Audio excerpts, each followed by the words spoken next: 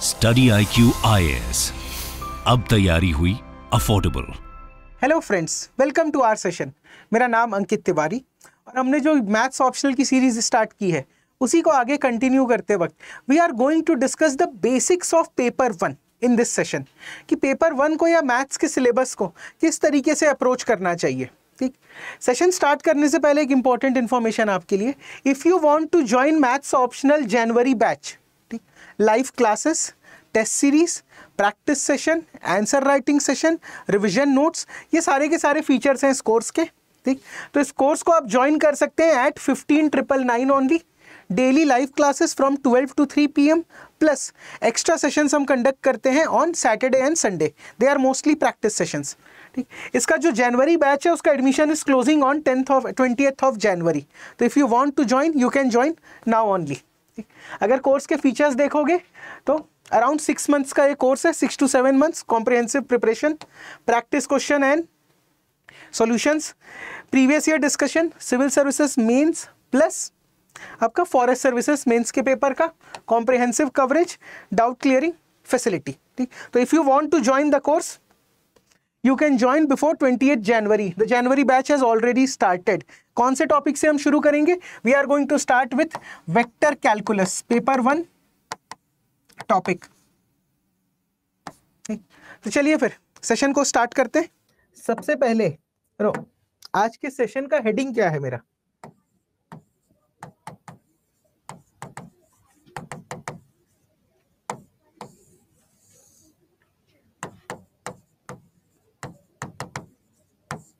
What is the meaning of orientation session?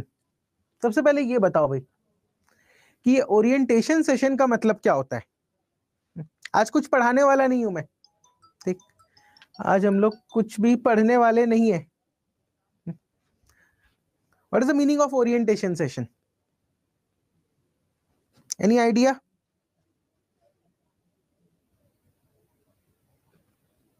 जल्दी बताइए। What is the meaning of orientation session? Syllabus understanding, ठीक है, जो भी तुम्हारे मन में आ रहा है उन पॉइंट्स को वी विल डिस्कस। कि सर सबसे पहले just a minute, first topic is syllabus decoding. और क्या क्या डाउट है? Overview of the course, syllabus understanding, ठीक है, इंट्रोडक्शन अबाउट द सब्जेक्ट, और क्या क्या मन में डाउट है रिगार्डिंग मैथ्स ऑप्शनल? और क्या क्या डाउट है? How to get 310 plus marks, उस पर भी आएंगे। Will discuss about the upcoming session. Class structure discuss कर लेते हैं।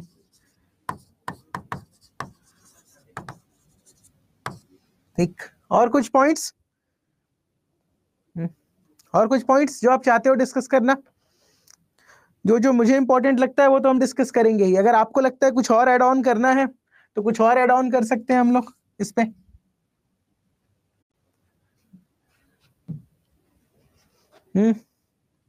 स्ट्रैटेजी, यार स्ट्रैटेजी एज सच कुछ होती नहीं है मैथ्स में, लिख लेते हैं, बट एक ही स्ट्रैटेजी है मैथ्स में, कंसेप्ट समझो, क्वेश्चन प्रैक्टिस करो, उसके अलावा कुछ रहता नहीं है। प्रैक्टिस और रिवीजन अप्रोच वो सब तो हम बाद में बात करेंगे, जब टॉपिक फिनिश होगा तब रिवीजन के बारे में। बुक लिस्ट, ठीक है, we will also talk about book list. Anything else? ठीक है, बुक लिस्ट हो गया, रेफरेंस हो गया, एक ही बात है। Anything else you want to discuss?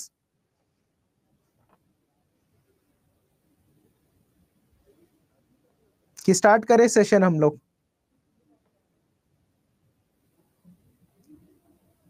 चलिए, क्लियर है तो देखो, सबसे पहला पॉइंट जो भी मैं बोर्ड पे लिख रहा हूं, ठीक, अभी आपको कुछ भी नोट करने की जरूरत नहीं है, बिकॉज ये हैंड रिटन पीपीटी जो है आपके पोर्टल पे अपलोड हो जाएगी हर क्लास के बाद। नहीं, एनसीईआरटी इंपॉर्टेंट नहीं है इसमें, ठीक, हर एक क्लास के बाद। देखो, क्लास फिनिश होने के 4-5 आवर्स के गैप में वो लेक्चर को अगर आप फिर से प्ले करेंगे, जैसे आज के लेक्चर को अगर आप 4-5 घंटे बाद फिर से प्ले करते हैं तो वहीं पर एक पीपीटी का सेक्शन बना होगा, उसमें आपको हैंड रिटन पीपीटी मिल जाएगी। ठीक, पहला चीज तो हर चीज आपको नोट नहीं करनी है क्लास में। First of all we are going to discuss about syllabus इसमें एक और पॉइंट ऐड करते हैं जो आपने नहीं पूछा।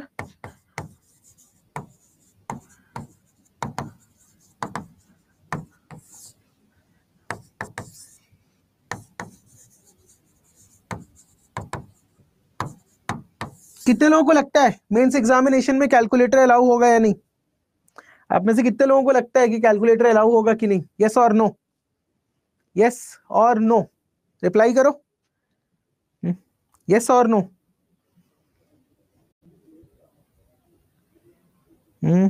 नो।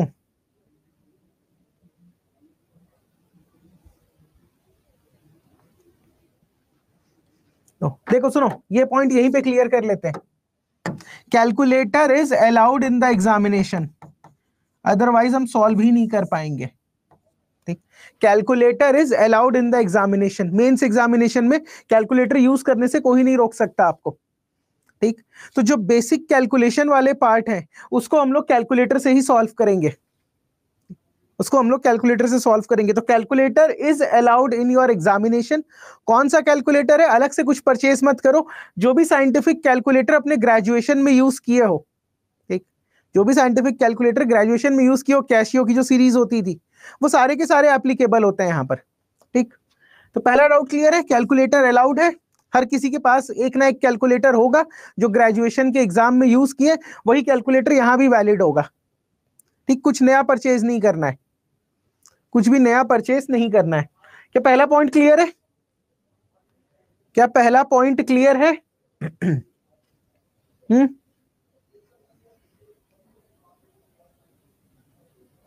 जल्दी जल्दी, बहुत कुछ डिस्कस करना है आज की क्लास में। यस, कैलकुलेटर अलाउ है। अब देखो, अगर मैं सिलेबस की बात करूं तो सिलेबस जो है दो पार्ट में डिवाइड होता है, पेपर 1 एंड पेपर 2। ठीक, जो पेपर 1 है वो भी डिवाइड होगा दो पार्ट में, पार्ट 1 एंड पार्ट 2। पेपर 2 भी सिमिलरली डिवाइडेड होता है दो पार्ट में,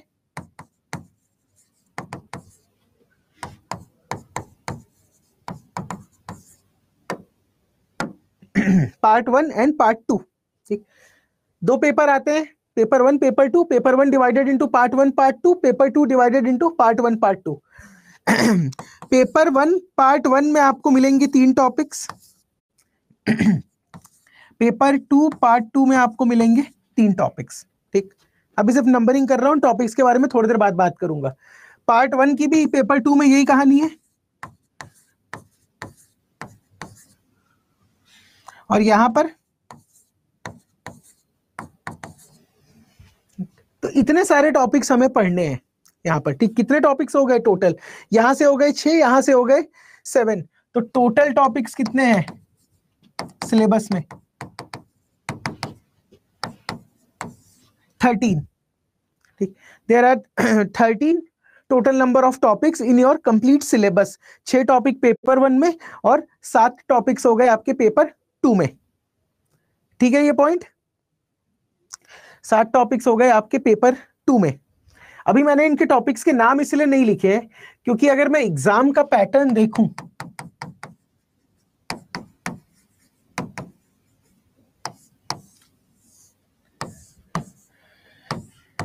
एग्जाम भी डिवाइड होता है पेपर 1 एंड पेपर 2 में। ठीक, एग्जाम भी डिवाइड होता है पेपर 1 और पेपर 2 में। पेपर 1 में आपके क्या रहेंगे? वही कहानी, part A part B.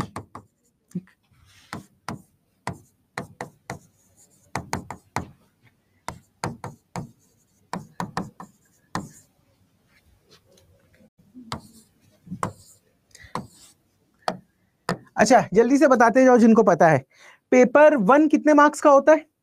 Paper 1 कितने मार्क्स का होता है? पेपर 1 कितने मार्क्स का होता है एग्जाम में? 250 मार्क्स। गुड देव, ये हो गया आपके 250 मार्क्स का, ये पेपर हो गया 250 मार्क्स का। अब देखो क्या हो रहा है, अब देखिए हो क्या रहा है यहां पर। पार्ट ए का क्वेश्चन नंबर 1 एंड पार्ट, देखो यहां पर कितने क्वेश्चंस होंगे? Question 1, question 2, question 3 question 4, question 5, 6, 7, 8। ठीक, मैं अलग से नहीं बना रहा सेकंड पेपर के लिए, यहीं से देख लो। जो क्वेश्चन नंबर 1 और क्वेश्चन नंबर 5 होता है, इट इज कंपल्सरी। जो क्वेश्चन नंबर 1 और क्वेश्चन नंबर 5 आपका होगा वो होता है कंपल्सरी पार्ट। ठीक, इसके बाद जो 3 क्वेश्चन बचे हैं आपके पार्ट ए पार्ट बी से, इसमें से जनरली आपको 3 क्वेश्चन अटेम्प्ट करने हैं, choosing at least 1 from each part.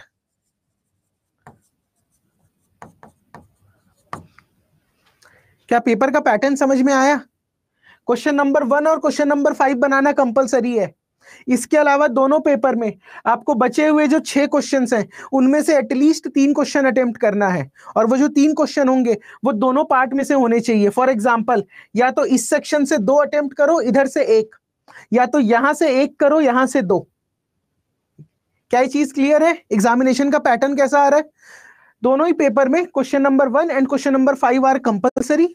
अब बचे हुए में से 3 क्वेश्चन अटेम्प्ट करने, या तो 2 यहां से, 1 यहां से, नहीं तो 2 यहां से, 1 यहां से। क्या ये पॉइंट क्लियर है? एग्जामिनेशन पैटर्न क्या एग्जामिनेशन पैटर्न क्लियर है? यस? अच्छा, इस पे फिर से आऊंगा मैं वापस, इस चीज पे मैं फिर से आऊंगा। उसके पहले थोड़ा सा सिलेबस देखते हैं। यहां पे जो मैंने सिलेबस लिखा कि भाई paper 1 part 1 part 2, paper 2 part 1 part 2, अगर मैं इन गैप्स को फिल करना शुरू करूं, ठीक, तो सबसे पहला टॉपिक क्या होता है? अभी शॉर्ट फॉर्म में लिख रहा हूं, लीनियर एलजेब्रा। ठीक, पहला टॉपिक इज लीनियर एलजेब्रा। पूरा ही लिख देता हूं।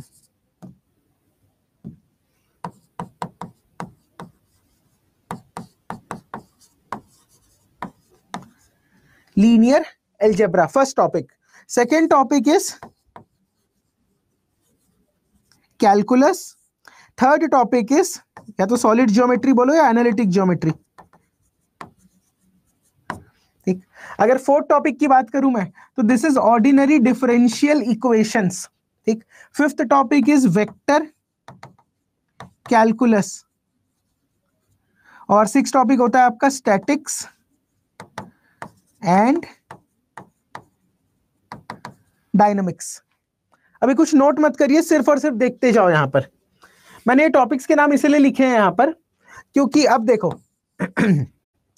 अगर मैं पेपर की बात करूं, पेपर 1 की, तो जो मेरा पार्ट ए है, ठीक, इस पार्ट ए में जो कंपलसरी वाला पार्ट है क्वेश्चन नंबर 1, यहां पर आपको अप्रोक्सीमेटली 6 क्वेश्चंस मिलते हैं। ठीक, आपको अप्रोक्सीमेटली 6 क्वेश्चंस मिलते हैं, और ये जो 6 क्वेश्चंस होते हैं 10 मार्कर्स होते हैं। ठीक है, हर एक क्वेश्चन 10 मार्क्स का। तो ये जो 6 क्वेश्चंस होते हैं वो ये तीनों टॉपिक मिलाकर पूछे जाते हैं। ठीक है, जो लीनियर अलजेब्रा, कैलकुलस और सॉलिड ज्योमेट्री है, इनको मिक्स करके ये क्वेश्चन नंबर 1 बनाएगा, जिसके अंदर 6 सब पार्ट्स होते हैं।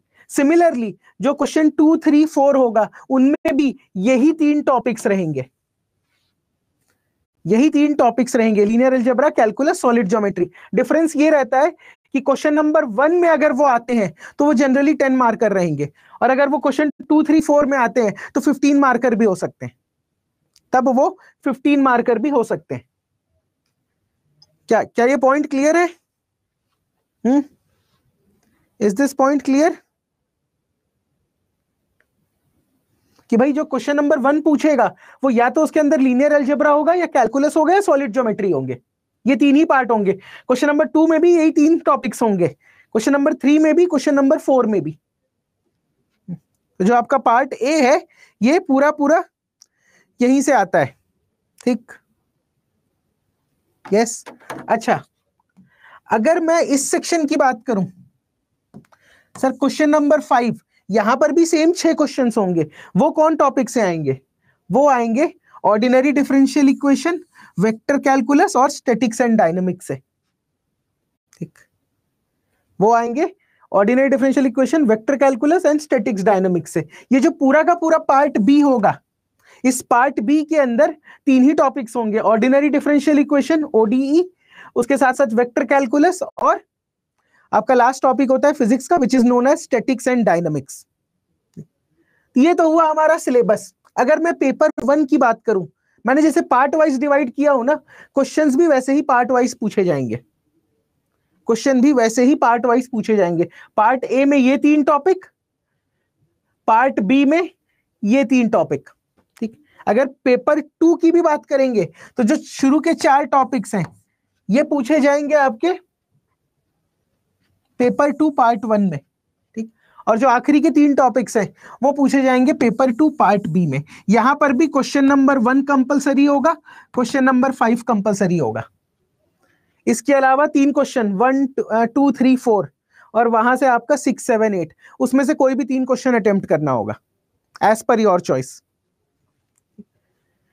तो ये हो गया हमारा एग्जामिनेशन पैटर्न। क्या ये चीज क्लियर है? हालांकि जब पढ़ेंगे तब डिस्कस करेंगे डिटेल में, बट एक आपको बेसिक ओवरव्यू दे रहा हूं मैं कि पेपर पैटर्न किस टाइप का आता है और हमारा सिलेबस क्या क्या है। जल्दी बताओ, इज दिस क्लियर?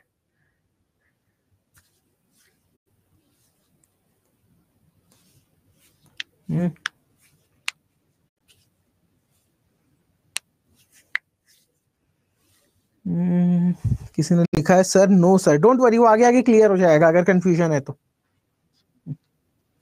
नंदिनी का भी क्लियर नहीं है, कोई बात नहीं, फिर से बात करेंगे इस पे। चलो यहां पर आते हैं।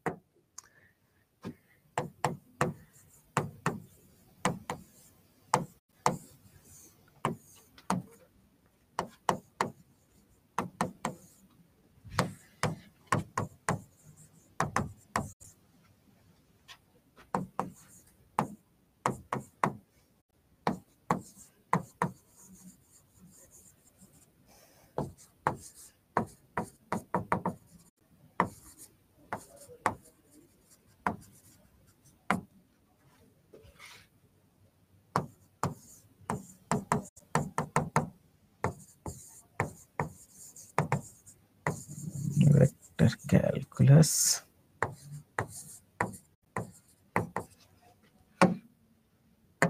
यहां पर देखिए ध्यान से, ठीक, यहां पर देखिए ध्यान से। पेपर 1 जैसे मैंने बताया था 2 पार्ट में डिवाइड होता है, 3 टॉपिक पार्ट 1 में, 3 टॉपिक पार्ट 2 में। अब अगर मैं एक एक इंडिविजुअल टॉपिक को देखूं, LA stands for linear algebra, ठीक, LA stands for linear algebra. तो ये जो लीनियर अलजेब्रा है इसके अंदर 2 ब्रॉड टॉपिक्स आते हैं। जो मेरा लीनियर अलजेब्रा टॉपिक है इसके अंदर 2 ब्रॉड टॉपिक्स आते हैं। First one is vector space and second one is matrices. एक बात बताओ, कौन सा टॉपिक हमारा फेमिलियर है? इनमें से कौन सा टॉपिक है जो फेमिलियर है, वेक्टर स्पेस या matrices? Is it vector space और मैट्रिसेस? ठीक है, मनमोहन ने आंसर किया, गुड।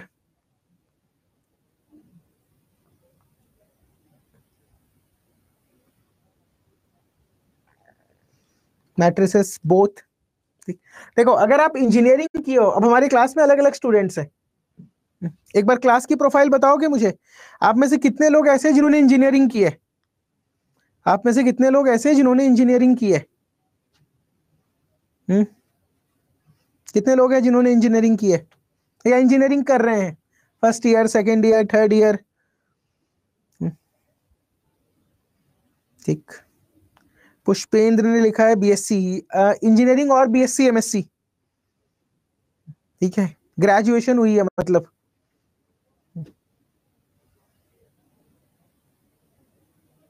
बीएससी ठीक है, एमएससी किए हैं, बीई बीएससी एक ही चीज है, ठीक। तो देखो अगर इंजीनियरिंग किए हो, ये वाला जो टॉपिक है हमारा ये तो 12th लेवल का है, 12th में पढ़े हैं, ठीक है। ये टॉपिक जब पढ़ेंगे तो आपको एक तरह से रिवीजन जैसा ही होगा, ठीक। ये हम 12th में देखे हैं, इजी टॉपिक है। वेक्टर स्पेस जो है अगर बीएससी नहीं किए हैं, बीएससी या एमएससी, तो ये जो टॉपिक है ये न्यू टॉपिक है आपके लिए, क्योंकि इंजीनियरिंग में या 11th 12th के लेवल पे हम वेक्टर स्पेस को नहीं पढ़ते कभी भी, ठीक। हम वेक्टर स्पेस को कभी नहीं पढ़ते, मैट्रिसेस हमारा पढ़ा हुआ होता है। बट हालांकि ये न्यू टॉपिक है, फेमिलियर टॉपिक नहीं है, बट इस पूरे सेक्शन को मैं क्लब कर सकता हूं अंडर इजी सेक्शन। ठीक, अभी सिलेबस को भी देखेंगे डिटेल में। ठीक, बट वेक्टर स्पेस जो है अगर इंजीनियरिंग की हो तो ये टॉपिक कभी नहीं पढ़े हो, बस यही प्रॉब्लम है कि ये टॉपिक कभी पढ़े नहीं हो, अदरवाइज ये टॉपिक बहुत इजी टॉपिक है। और मैट्रिसेस सब हर कोई देखा हुआ है आपने कि बहुत सिंपल टॉपिक है, स्ट्रेट फॉरवर्ड क्वेश्चंस होते हैं। तो this is our first topic, linear algebra. दो हिस्से, vector space and matrices. Matrices easy है, वेक्टर स्पेस थोड़ा अनफेमिलियर है। वेक्टर स्पेस जो है थोड़ा अनफेमिलियर है। अब अगर मैं कैलकुलस पे आऊं, सेकेंड टॉपिक पे, तो ये ब्रॉडली डिवाइड होता है दो पार्ट में। First one is differential calculus and second one is integral calculus.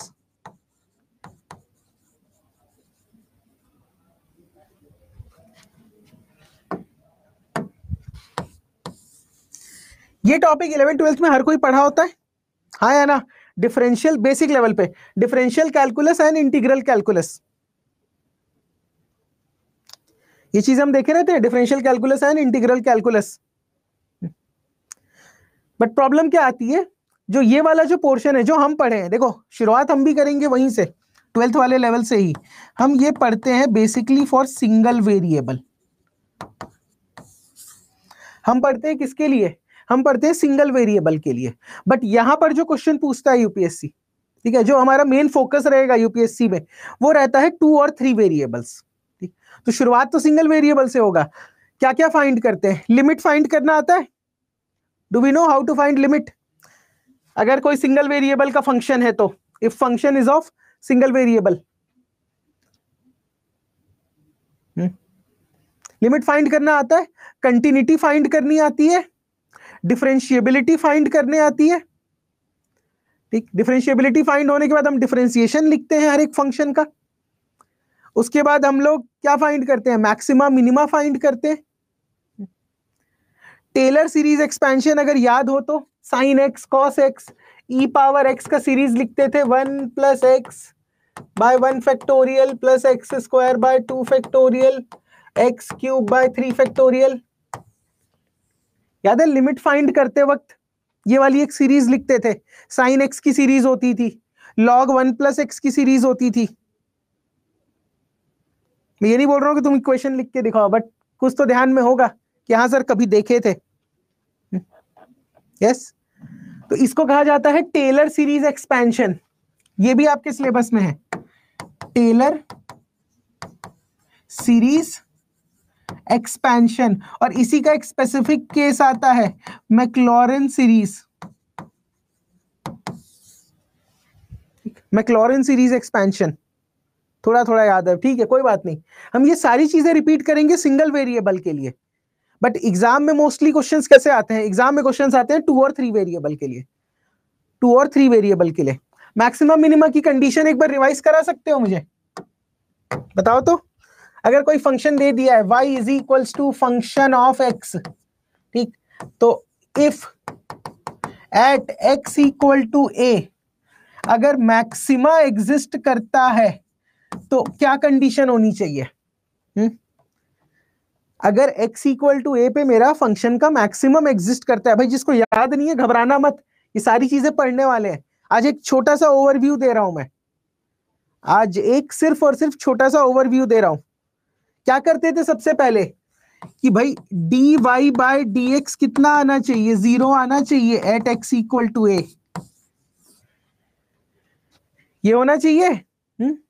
और अगर ये 0 है तो फिर मैं क्या चेक करता था कि डबल डिफरेंशिएशन जो है वो ग्रेटर देन 0 और लेस देन 0, अगर मैक्सिमा की बात कर रहा हूं तो ग्रेटर देन 0 आना चाहिए या लेस देन 0 आना चाहिए? मैक्सिमा मिनिमा, मैक्सिमा केस के लिए ये होता है आपका less than 0 at x = a। ठीक है, लेस देन 0 ये प्रोसेस होता था मैक्सिमा फाइंड करने का बचपन में। सेम चीज करते थे, अगर dy/dx = 0 हो जाए एट x = a तो फिर मैं चेक करता था डबल डिफरेंशिएशन। अगर ये ग्रेटर देन 0 आ गया तो फिर मैं क्या लिखता था? फिर मैं लिखता था कि function f x at x equal to a is nothing but it represent minima. Maximum value represent नहीं कर रहा है, मिनिमम वैल्यू रिप्रेजेंट कर रहा है। मैक्सिमम वैल्यू नहीं रिप्रेजेंट कर रहा है, इट रिप्रेजेंट मिनिमम वैल्यू। पर ये हमें सीखना है, ठीक। बट क्वेश्चन इस पे नहीं आएंगे, क्यों? क्योंकि ये है सिंगल वेरिएबल का केस। सिलेबस में मेंशन तो है single variable, but generally UPSC पूछता है दो वेरिएबल का क्वेश्चन। ठीक। अब अगर दो वेरिएबल में मैक्सिमम मिनिमम फाइंड करना है तो एक मेथड सुने होंगे कभी,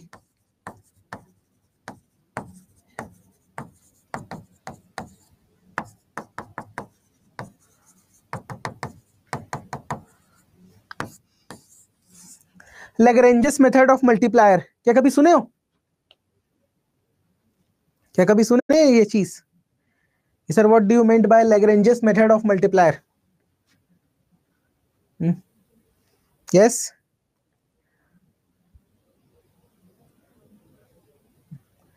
ठीक।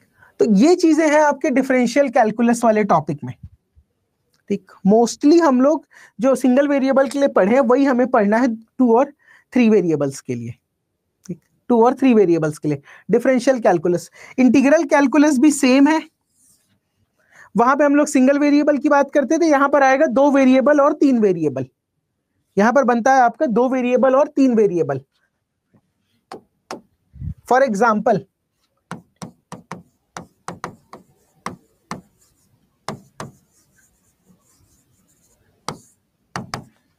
मुझे एक बात बताओ, कितना आएगा इसका इंटीग्रेशन? इसका इंटीग्रेशन कितना आएगा 1 से लेके 3 तक के एक्स डी एक्स का इंटीग्रेशन?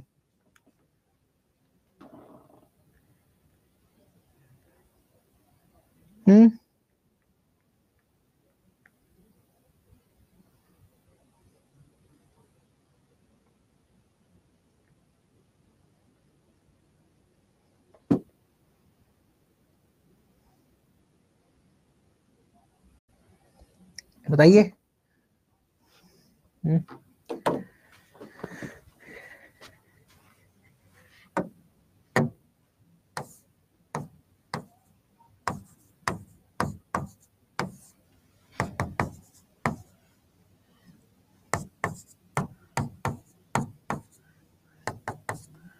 ठीक।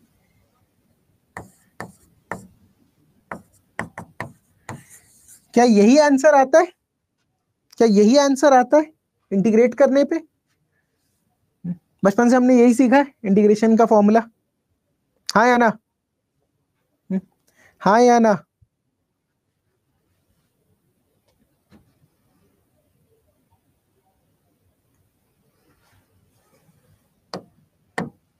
पहली क्लास है, कंफ्यूज कर रहा हूं ये मत बोलना मेरे को, ठीक।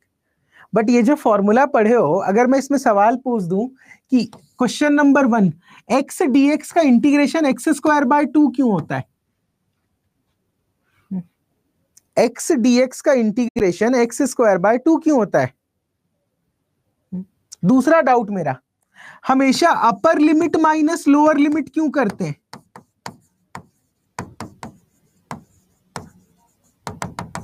उल्टा भी तो पॉसिबल है। Sir lower limit minus upper limit भी तो कर सकते हैं। मेरा क्वेश्चन बेसिक क्वेश्चन है, एक्स डी एक्स का इंटीग्रेशन एक्स स्क्वायर बाय 2 क्यों? ये मत बोलना कि sir integration is opposite of differentiation, कुछ प्रूफ तो होगा उसका। और दूसरा, अगर ये चीज मान भी लूं तो हमेशा अपर माइनस लोअर लिमिट क्यों करते हैं? लोअर माइनस अपर लिमिट क्यों नहीं करते? मैं 1 square by 2 minus 3 square by 2 क्यों नहीं लिखा? मैंने 1 square by 2 minus 3 square by 2 क्यों नहीं लिखा?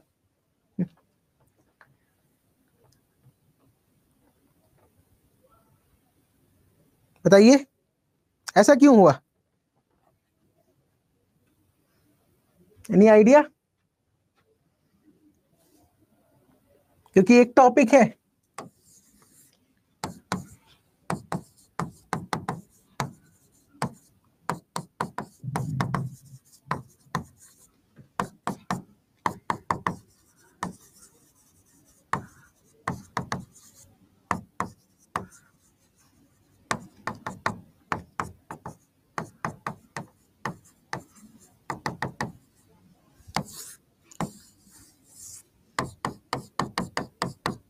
ये आपको सीखना होगा,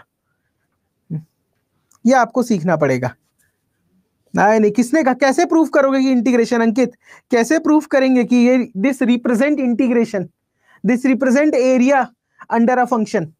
ये कैसे प्रूफ करोगे? जो आपने बेसिक, जो आपको 12th में सिखाया गया है ना, वो यहां से सिखाया गया है। इसका ये फॉर्मूला याद कर लो और इसके आगे सॉल्व कर लो, बट इसके पीछे का जो लॉजिक है वो यहां से आता है। इसके पीछे का जो लॉजिक है वो यहां से आता है। Riemann integral, fundamental theorem on integration. तो ये जो आपका पोर्शन है जो सिलेबस का, इसकी मैं बात कर रहा था, ठीक है, कैलकुलस। यहां पर पेपर 2 में एक टॉपिक आता है इसके पैरेलल में, ठीक। अगर मैं पेपर 2 की बात करूं, पेपर 1, पेपर 2, पेपर 1 में सिलेबस है कैलकुलस और पेपर 2 में एक सिलेबस होता है topic real analysis. Real analysis. यहां पर आप क्या पढ़ते हो कैलकुलस के अंदर में? कैलकुलस के अंदर में आप पढ़ते हो फॉर्मूलेस कि ये इंटीग्रेशन का ये फॉर्मूला है, साइन एक्स का इंटीग्रेशन कॉस एक्स है, ठीक। बट जो इसके पीछे की थ्योरी है वो आता है पेपर 2 में, ठीक। तो ये दोनों इंटरलिंक्ड है। हम ऐसा नहीं कि पहले पेपर 1 पढ़ने के बाद पेपर 2 पढ़ेंगे, बिल्कुल नहीं। हम, क्योंकि टॉपिक्स इंटरलिंक्ड है, तो जब कैलकुलस पढ़ेंगे तभी रियल एनालिसिस पढ़ेंगे, क्योंकि ये बनाता है थ्योरी, ये देता है आपको डिफरेंट डिफरेंट थ्योरम्स, और उन थ्योरम्स को अप्लाई करके मैं कैलकुलस के फॉर्मूलेस बनाता हूं और वही फॉर्मूला अप्लाई करके मैं क्वेश्चन सॉल्व करता हूं। क्या ये चीज क्लियर है? पोर्शन आपका इंटरलिंक्ड है, चाहे पेपर 1 हो या पेपर 2 हो। जिन लोग बीएससी किए हैं वो लोग पढ़े होंगे कॉलेज में और 12th में रियल एनालिसिस नहीं रहता, इंजीनियरिंग में तो नहीं होता रियल एनालिसिस। ये जो टॉपिक है ये बीएससी में पढ़ते हैं, बीएससी और एमएससी में। ये जो हम पढ़ते हैं ये बीएससी और एमएससी में पढ़ते हैं। यहां से आपके कैलकुलस में जो जो फॉर्मूले आप यूज करते हो उसका डेरिवेशन यहां से आता है, उसके पीछे का लॉजिक यहां पे आएगा रियल एनालिसिस में। कन्वर्जेंट सीरीज, डाइवर्जेंट सीरीज, बहुत सारे टेस्ट पढ़ते हैं।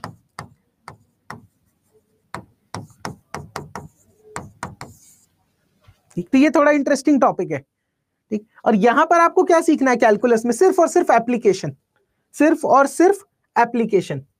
तो ये थोड़ा एक इंटरलिंकिंग भी होता है। ये सारा इंटीग्रेशन कैसे बना उसका फॉर्मूला आएगा राइमन इंटीग्रल में।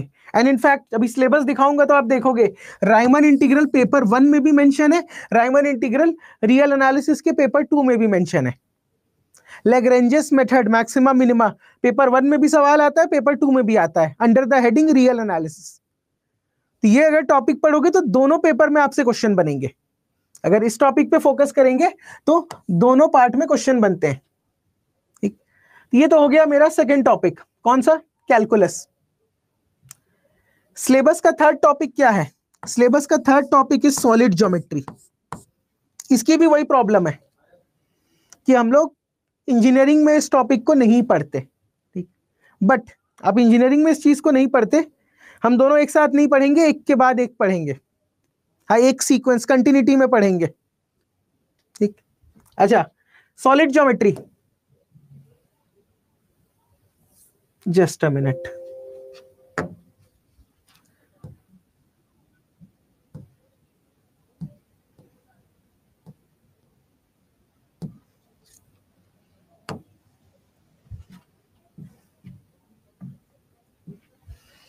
Third topic is solid geometry. अच्छा, आप में से बहुत कम लोग हैं जिन्होंने बीएससी किया है, बट क्लास 12th लेवल पे क्या हम लोग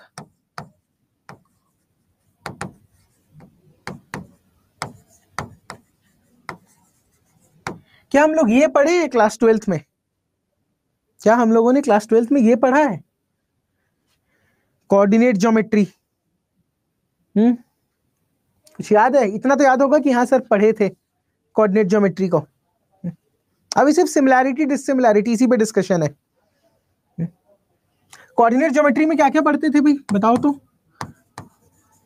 इक्वेशन ऑफ लाइन पढ़े होगे, इक्वेशन ऑफ सर्कल पढ़े होगे, और क्या पढ़े होगे? Conic section. कोनिक सेक्शन के अंदर क्या क्या पढ़े होगे? पैराबोला, फिर इलिप्स और हाइपरबोला। क्या ये चीजें याद है हल्की सी?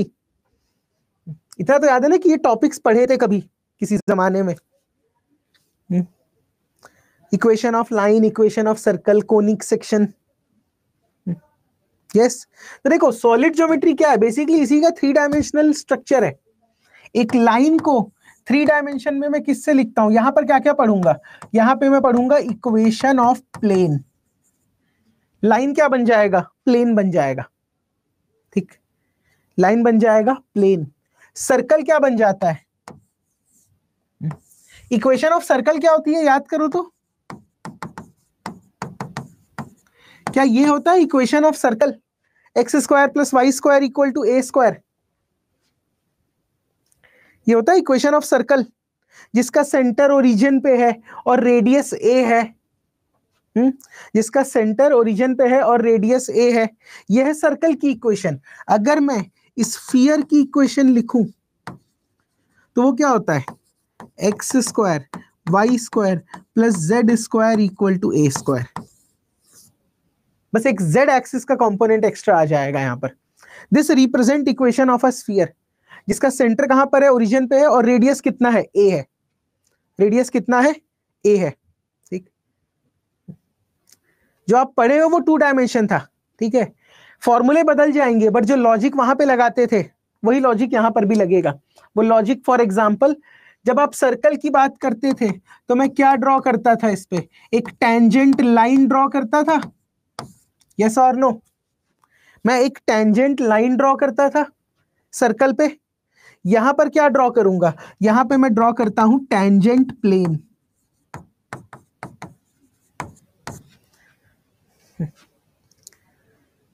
How you are going to define tangent?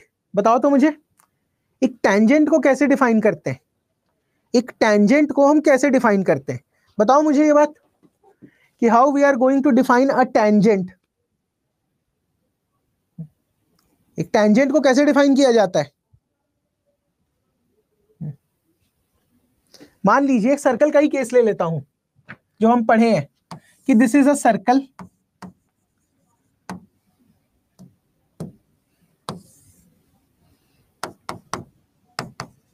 ये एक लाइन है, ठीक, 2 पॉइंट पे काटा है इसको, और ए और बी के बीच का डिस्टेंस कितना है? आर। क्या ये टेंजेंट है? क्या ये टेंजेंट है? लाइन 1, क्या ये लाइन 1 टेंजेंट है? This is my question. क्या ये लाइन 1 टेंजेंट है? नहीं है। अब मुझे एक बात बताओ, क्योंकि ये चीज आप सॉलिड ज्योमेट्री में हर क्वेश्चन में करने वाले हो। ठीक, एक बात बताओ, अगर मुझे इस लाइन को टेंजेंट बनाना है तो क्या करना पड़ेगा? थोड़ी सी इमेजिनेशन चेक कर रहा हूं आपकी। अगर इस लाइन L1 को मुझे टेंजेंट बनाना है तो क्या करना पड़ेगा?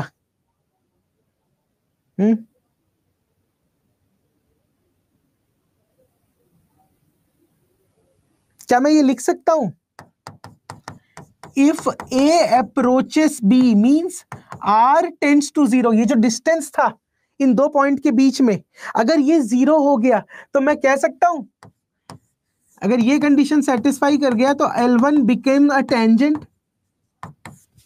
क्या इमेजिन कर पा रहे हो इस चीज को? क्या इस चीज को इमेजिन कर पा रहे हो? अगर A और B सेम पॉइंट हो गए, अगर A और B सेम पॉइंट हो गए, और उन दोनों के, ये दोनों सेम पॉइंट कब होंगे? जब उनके बीच का डिस्टेंस 0 हो जाए। A और B सेम पॉइंट कब बनेंगे? जब उनके बीच का डिस्टेंस 0 हो जाए। तब ये लाइन कैसी हो जाएगी? इस तरीके से। अब इस पॉइंट को आप A बोलो या B बोलो, बात तो वही हुई, बात तो सेम हो गई। तो मेरा लाइन क्या बन गया? टेंजेंट। इसी कंडीशन को यूज करता हूं मैं सॉलिड ज्योमेट्री में। टेंजेंट की डेफिनेशन क्या होती है? सिर्फ सिंगल पॉइंट पे टच करे। टेंजेंट जो है सिंगल पॉइंट पे टच करता है, और अगर एक से ज्यादा पॉइंट पे टच कर रहा है तो कॉर्ड बन जाता है ये। अगर एक से ज्यादा पॉइंट पे टच करेगा तो ये कॉर्ड कहलाएगा, बट ये कहां पे टच कर रहा है? सिर्फ और सिर्फ सिंगल पॉइंट पे। तो इस तरीके से मैं टेंजेंट को डिफाइन करता हूं। इस तरीके से मैं टेंजेंट को डिफाइन करता हूं। ठीक है, तो यहां पर आपको क्या क्या पढ़ना है, लाइन की जगह प्लेन, सर्कल की जगह आ गया स्फीयर। इसके अलावा दो और फिगर होते हैं जो मैं 12th में नहीं पढ़ा होता। कौन कौन से? एक होता है आपका इक्वेशन ऑफ सिलेंडर, इसी में राइट सर्कुलर सिलेंडर भी आ जाता है, एंड इक्वेशन ऑफ कोन। इसमें आपको इक्वेशन ऑफ सिलेंडर भी पढ़ना है एंड इक्वेशन ऑफ कोन भी पढ़ना है।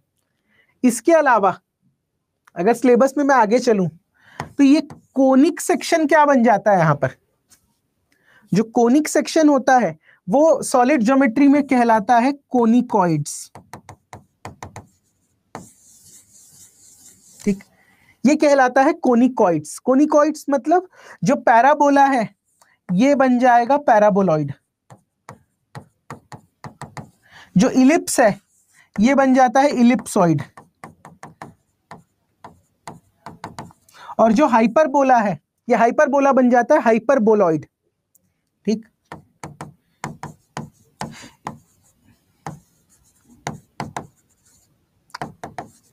हाइपरबोलॉइड। अब ये दो शीट के होते हैं, hyperboloid of one sheet, hyperboloid of two sheets. कुछ नहीं करते हैं, इसी सरफेस को लेकर हम रोटेट कर देते हैं 360 डिग्री में, इसी सरफेस को हम रोटेट कर देते हैं 360 डिग्री में, तो कोनिक सेक्शन बन जाता है कोनिकॉइड्स। लाइन पढ़े हैं, प्लेन पढ़ना है, सर्कल पढ़े हैं, यहां पर स्फीयर पढ़ना है, स्फीयर के साथ साथ सिलेंडर और कोन आपको स्टडी करना है। कोनिक सेक्शन में क्या बनता है? कोनिकॉइड्स। कोनिकॉइड्स में क्या क्या होंगे? Paraboloid, ellipsoid and hyperboloid. अगर मैं आपको डायग्राम दिखाऊं इसका, एक बात बताओ, ये किसका डायग्राम है? ये कौन सा सरफेस है मेरा जो मैंने ड्रॉ किया है 2 डायमेंशन में? 2 डायमेंशन में ये कौन सा सरफेस है? ये कौन सा सरफेस है?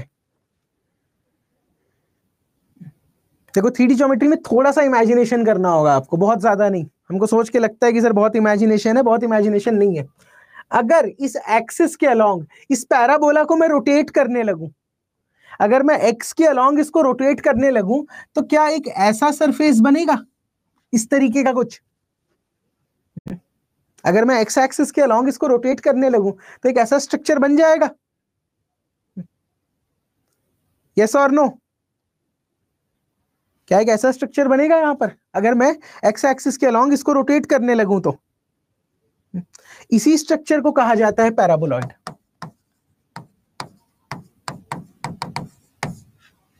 इसी स्ट्रक्चर को कहा जाता है पैराबोलॉइड। ठीक, तो ये चीज ध्यान रखिएगा, इसी स्ट्रक्चर को कहा जाता है पैराबोलॉइड।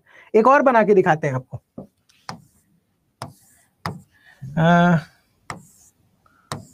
ये कौन सा डायग्राम है? ये कौन सा डायग्राम है? ये क्या मैंने बनाया है सरफेस? क्या दिख रहा है ये? This is hyperbola. अब हाइपरबोला को भी अगर मैं एक्स एक्सिस के अलोंग ही रोटेट कर रहा हूं तो स्ट्रक्चर क्या बनता है? This is known as hyperboloid. अभी 1 शीट और 2 शीट पे बात नहीं कर रहे हैं, वो आगे चल के जब टॉपिक आएगा तब देखेंगे। This is known as hyperboloid. This is known as hyperboloid. Similar process, ये क्या है? This is nothing but an ellipse. This is nothing but an ellipse. Ellipse को भी अगर मैं एक्स एक्सिस के अलोंग रोटेट करने लगूं, अगर मैं इसको एक्स एक्सिस के अलोंग रोटेट करने लगूं तो क्या बन जाता है? एक एग जैसा स्ट्रक्चर दिखेगा। उसको 3D में नहीं बना सकता मैं, वो डायग्राम ऐसे ही बनेगा। ठीक, उसको मैं 3D में नहीं बना सकता, वो डायग्राम ऐसे ही बनता है, बट एक एग जैसा स्ट्रक्चर बनेगा। इमेजिन कर पा रहे हो? एक एग जैसा स्ट्रक्चर, उसी स्ट्रक्चर को कहते हैं इलिप्सॉइड।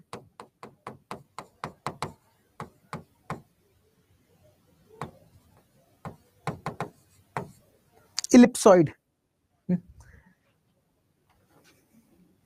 उसी को कहते हैं इलिप्सॉइड। तो ये आपका पूरा का पूरा 3D ज्योमेट्री, सॉलिड ज्योमेट्री का सिलेबस है। ये जो मैंने आपको बनाया है ये पूरा का पूरा सॉलिड ज्योमेट्री का सिलेबस है। ठीक, I want to ask one question. आप में से कितने लोगों को लगता है कि सर सॉलिड ज्योमेट्री या 3D ज्योमेट्री पढ़ने के लिए we need to have good imagination? We need to have good imagination. आप में से कितना लगता है कि सर बहुत अच्छा इमेजिनेशन होना चाहिए इन क्वेश्चंस को सॉल्व करने के लिए? आप में से कितने लोगों को लगता है कि yes sir we need good imagination to solve these questions?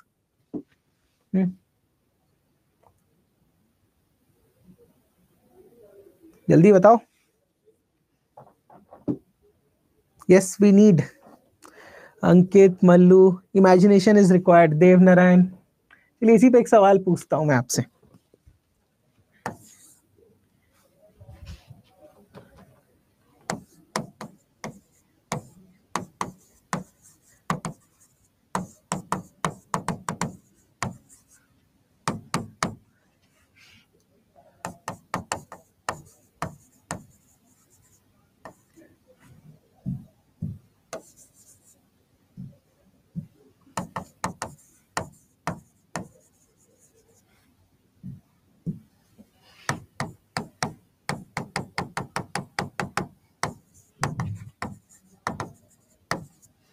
Agree करते हो नहीं? यस और नो. क्या लगता है आपको कि यूपीएससी में जो मैथ्स ऑप्शनल पढ़ रहा हूं क्या अप्रोच वैसी होनी चाहिए जैसे आईआईटी जेई की प्रिपरेशन के वक्त होता था मैथ्स में? यस और नो में जवाब देना. अंकित ने तो बोल दिया, बाकी लोग?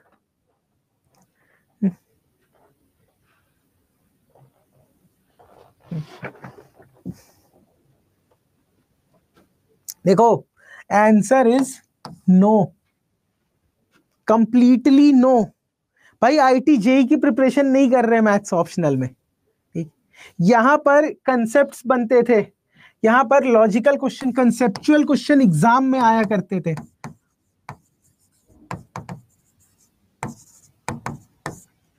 यहाँ पे कंसेप्चुअल क्वेश्चंस आते थे. कई बार जो चीजें आपने नहीं देखी है वो डायरेक्ट आपको एग्जाम में ही सोचना पड़ता था. यहाँ पर ऐसा कुछ नहीं है.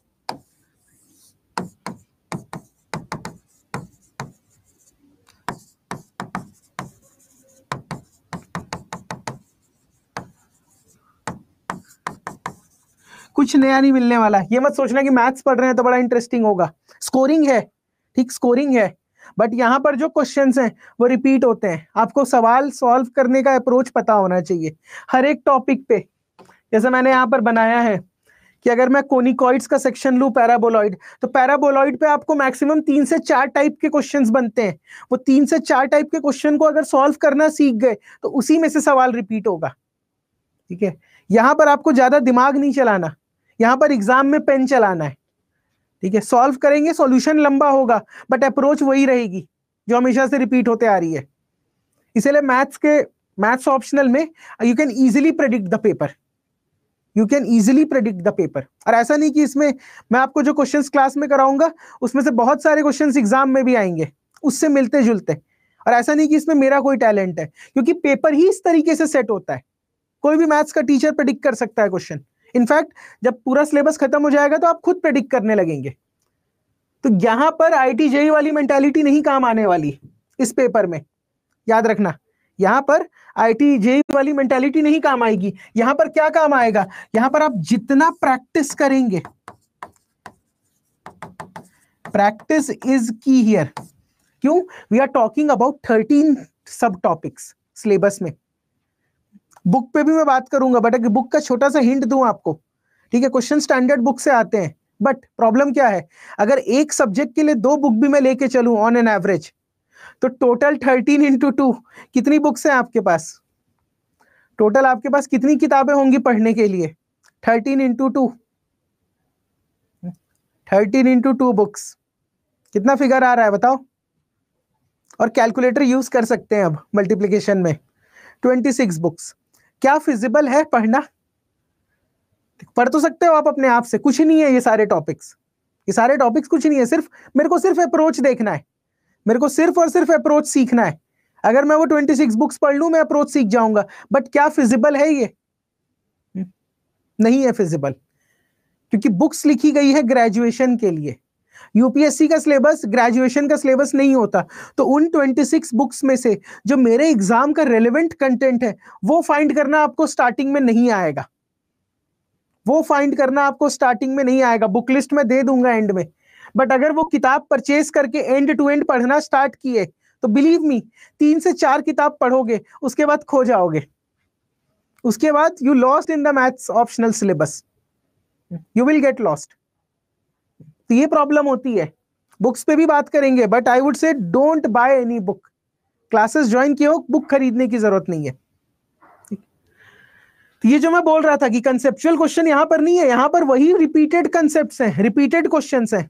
दिमाग नहीं लगाना, बस आपको क्या सीखना है, आपको क्वेश्चन सॉल्व करने का अप्रोच सीखना है जो मैं क्लास में सिखाऊंगा, और आपको उसके बाद प्रैक्टिस करना है और उन चीजों को रिवाइज करते रहना है, उन चीजों को रिवाइज करते रहना है, क्योंकि जब एग्जाम आएगा तब जो 13 टॉपिक्स हैं वहां पे कंफ्यूजन हो जाता है, वहां पर कंफ्यूजन होने लगता है। तो इसी, अगर मैं अब आपसे पूछूं क्या इमेजिनेशन चाहिए इन क्वेश्चन को सॉल्व करने के लिए, क्या इमेजिनेशन चाहिए इन क्वेश्चन को सॉल्व करने के लिए? अब बताओ, do we need imagination?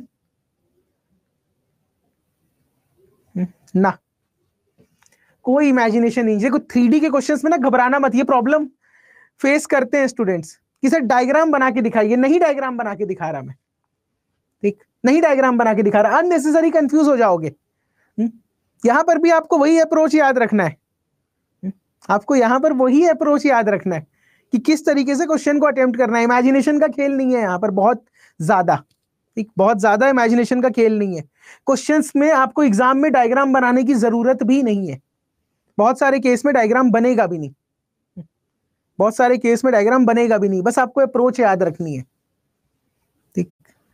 Sir how we are able to take practice problems, वो आपको मिलेंगे, don't worry, you will get everything from the class, from the institute. ये तो हो गया मेरा 3 chapter, part A, part B, sorry, क्या ये क्लियर है सिलेबस का हिस्सा? Linear algebra, calculus and solid geometry, क्या ये 3 पोर्शन क्लियर है? LA, calculus and solid geometry. Clear है? चलो जल्दी से एक बार सिलेबस रीड करते हैं इसका,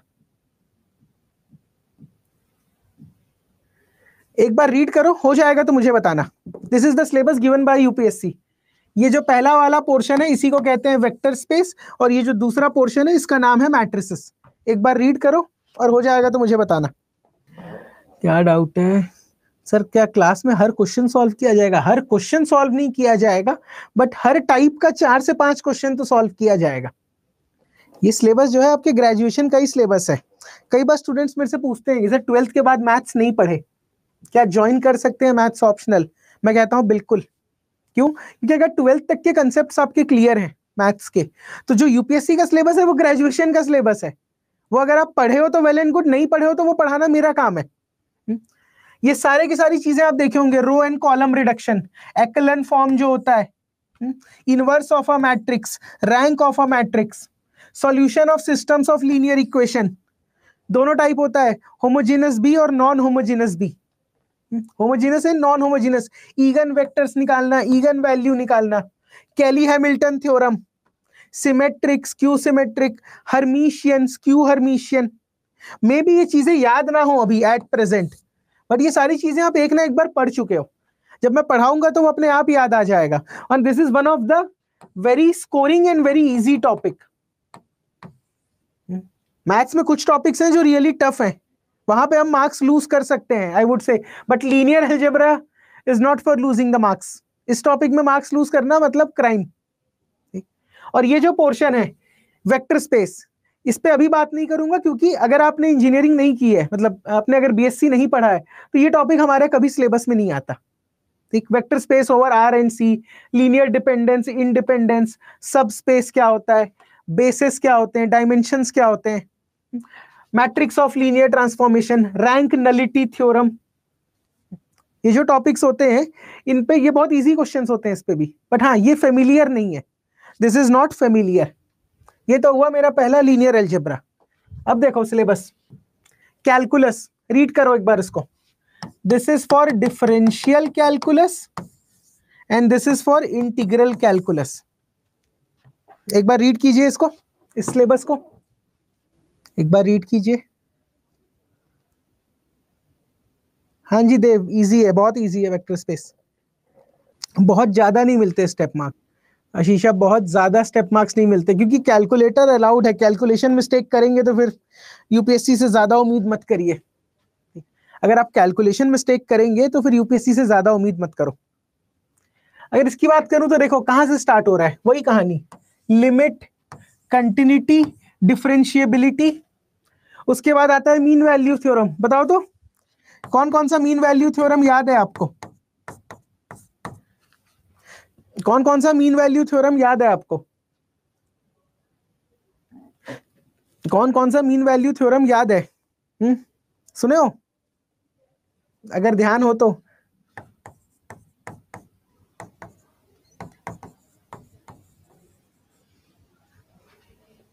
रोल्स थ्योरम, गुड। और क्या था? Lagrange's mean value theorem, LMVT। LMVT एक और होता है Cauchy's mean value theorem, CMVT।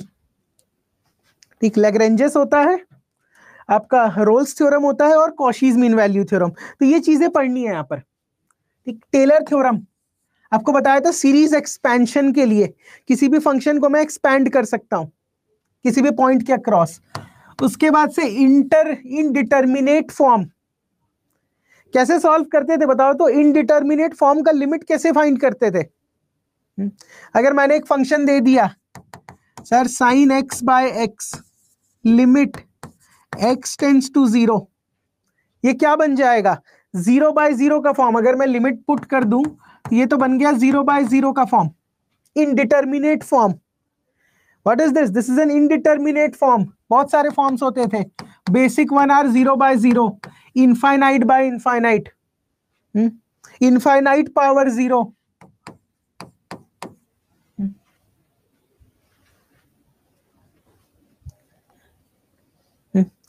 कैसे फाइंड करते थे इसको? इसको हम लोग सॉल्व करते थे by using L hospital rule. याद है एल हॉस्पिटल रूल? बिल्कुल।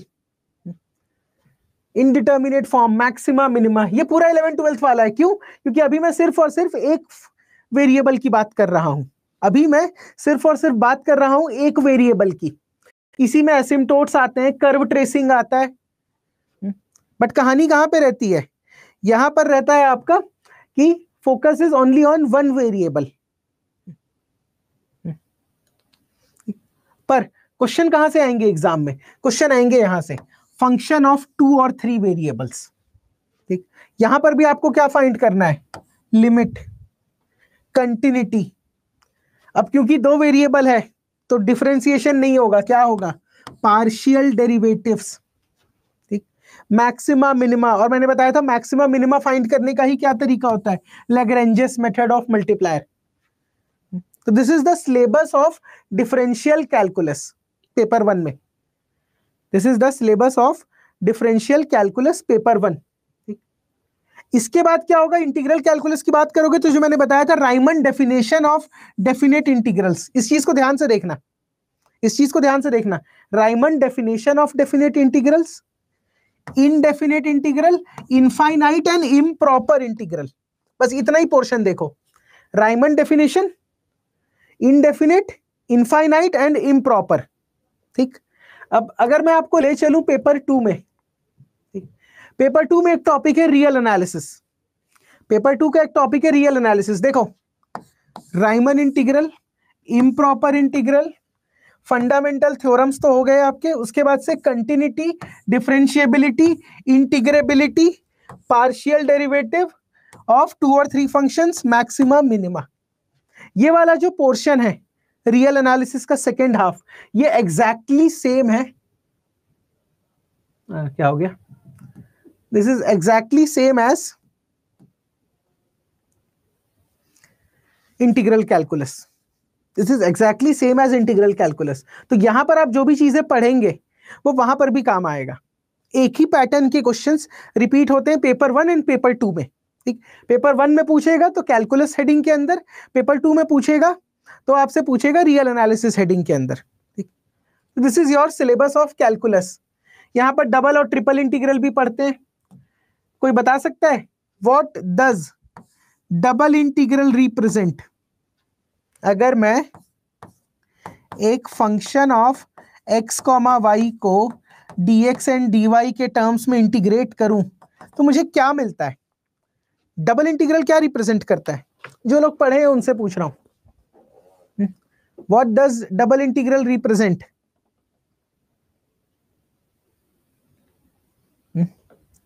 What does double integral represent?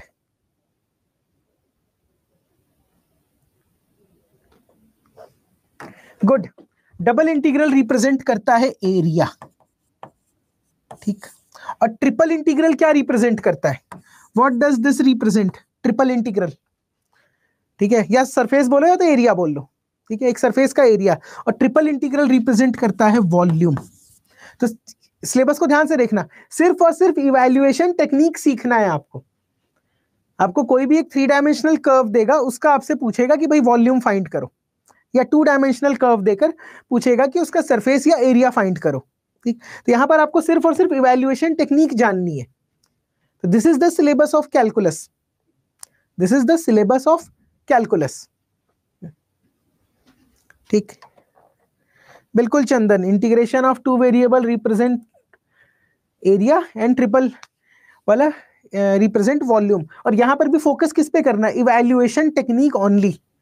यहां पे भी आपको डायग्राम नहीं बनाना, यही मैं कह रहा हूं कि आपको 3 डायमेंशन का जो अगर एक फंक्शन दे देगा 3 वेरिएबल का, तो आपको उसको ड्रॉ नहीं करना। वो अगर पूछेगा तो इसमें पूछेगा, इस हेडिंग में, कर्व ट्रेसिंग में। अगर उससे डायग्राम ड्रॉ कराना होगा उस फंक्शन का, तो वो आपको कर्व ट्रेसिंग के हेडिंग में पूछेगा। बट यहां पर जब वैल्यू पूछ रहा है तो आपके पास डायरेक्ट मेथड्स हैं, उन मेथड को अप्लाई करो, उस मेथड को प्रैक्टिस करो, आंसर आ जाएगा। उस मेथड को अप्लाई करो, मेथड को प्रैक्टिस करो, you will get marks in the examination. This is the syllabus of calculus. एक और सिलेबस बचा है, एनालिटिक ज्योमेट्री। इसको एक बार रीड करिए, एक बार इसको रीड कीजिए, एनालिटिक ज्योमेट्री को। क्या हो गया रीड करना? जल्दी बताओ भाई। आशीषा, कैलकुलस को मैं मॉडरेट कैटेगरी में डालूंगा, जो बहुत इजी है वो मैं आपको बता दूंगा। Calculus comes under moderate category. जल्दी भाई, सिर्फ रोहित का हुआ है अभी तक रीड करना, बाकी लोग done, good. Moderate category means कुछ टॉपिक थोड़े से टफ होते हैं सॉल्व करने में, ठीक। लिमिट याद नहीं है, कैसे करेंगे, कोई बात नहीं, सीख जाएंगे लिमिट को। देखो यहां पर भी जो मैंने आपको बताया था, Cartesian coordinate system and polar coordinate system, यहां पे we are going to read about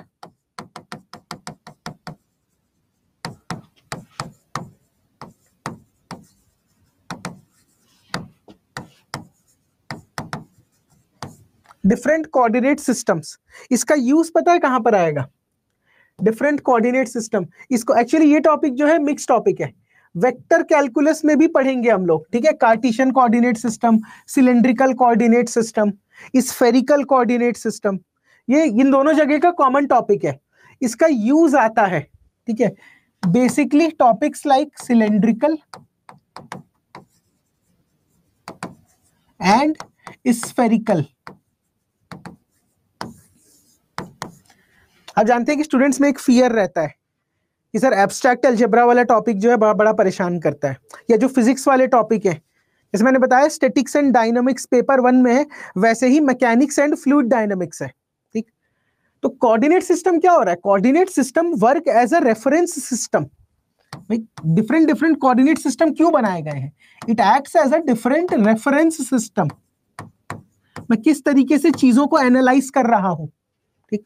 तो ये जो सिलेंड्रिकल और स्फेरिकल कोऑर्डिनेट सिस्टम है, अगर बेसिक स्ट्रांग होगा तो टॉपिक में प्रॉब्लम नहीं आएगी कभी भी, ठीक। अगर बेसिक स्ट्रांग होगा तो प्रॉब्लम नहीं आएगी। अगर ये दोनों कोऑर्डिनेट सिस्टम आप सीख गए हो तो इनका डायरेक्ट एप्लीकेशन कहां पर आता है? इनका एप्लीकेशन आता है फ्लूइड मैकेनिक्स में या फ्लूइड डायनामिक्स में, ठीक। इसका डायरेक्ट एप्लीकेशन आता है फ्लूइड डायनामिक्स में। तो कुछ कुछ चीजें जो है वो बेस की तरह काम करती है, जो हम साथ में पढ़ते जाएं तो जो टॉपिक्स डिफिकल्ट हैं, देखो टॉपिक डिफिकल्ट नहीं है, फ्लूइड डायनामिक्स का भी सॉल्यूशन बड़ा लंबा होगा, ठीक। बट अगर आप बेसिक क्लियर है आपके, तो आपको प्रॉब्लम नहीं आएगा सॉल्व करने में, आपको प्रॉब्लम नहीं आएगा, ठीक। यहाँ पे भी वही वही चीजें पढ़नी है, स्ट्रेट लाइन पढ़ना है, शॉर्टेस्ट डिस्टेंस पढ़ना है, प्लेन के बारे में, स्फीयर के बारे में, cone, cylinder, paraboloid, ellipsoid and hyperboloid, जो मैंने आपको एक्सप्लेन किया था, ठीक। तो ये तो हो गया मेरा एनालिटिक ज्योमेट्री। 3 टॉपिक हम पढ़ चुके थे।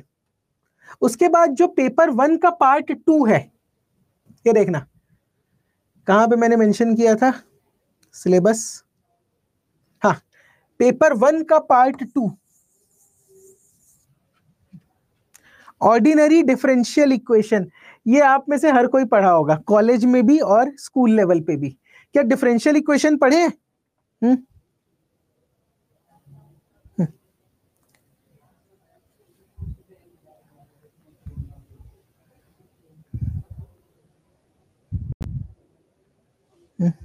क्या हम लोग पढ़े हैं? यस। देखो, अगर मैं इसके सिलेबस की बात करूं, एक बार रीड करो उसको, एक बार इसको रीड करो तो this is the syllabus of ordinary differential equation.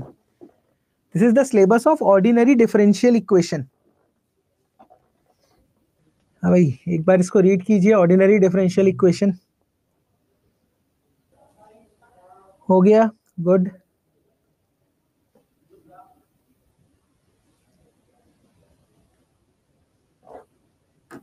देखो, ये वाला जो मेरा पोर्शन है, ठीक, ये पूरा का पूरा जो पोर्शन है, ये अगर ग्रेजुएशन में इलेक्ट्रिकल और इलेक्ट्रॉनिक्स ब्रांच रहा है तो आप लाप्लास ट्रांसफॉर्म पढ़ते हैं, अदरवाइज नहीं पढ़ते।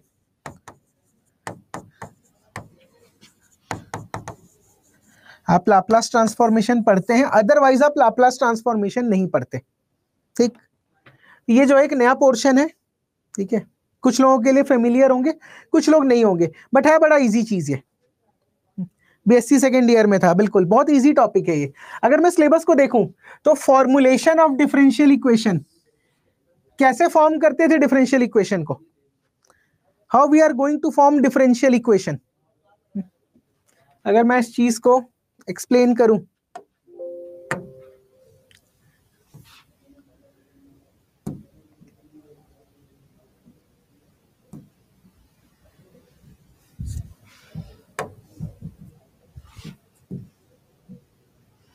सबसे सिंपल सा क्वेश्चन दूंगा, x square plus y square equal to a square.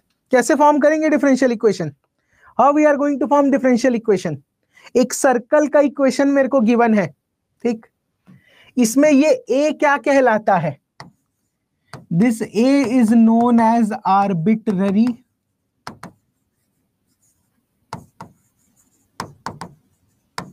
Constant.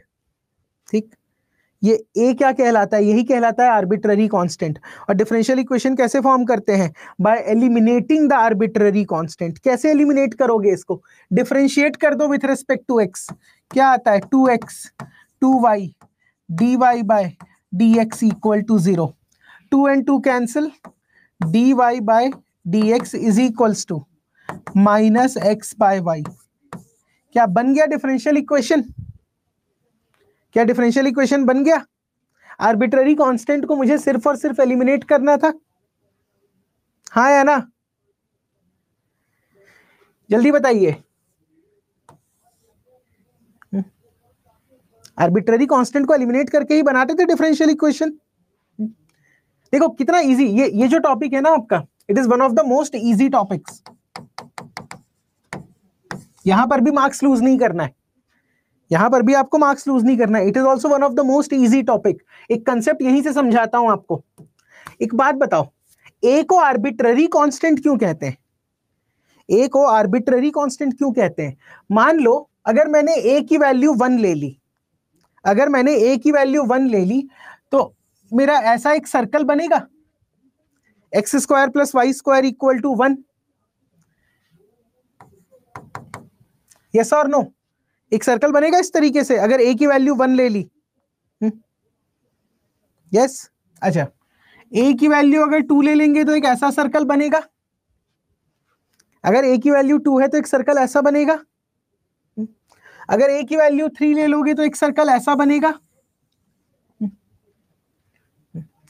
ये ए के जो अलग अलग वैल्यूज पे मुझे जो अलग अलग सर्कल मिल रहा है, इसको मैं क्या कहता हूं? These are known as family of curves.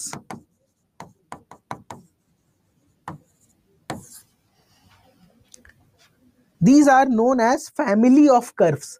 क्या ये लॉजिक समझ में आया कि एक ही अलग अलग वैल्यू पे जो मुझे अलग अलग कर्व मिल रहा है, उन सबको मैं क्या कह रहा हूं? उन सबको मैं कह रहा हूं फैमिली ऑफ कर्व। यस और नो?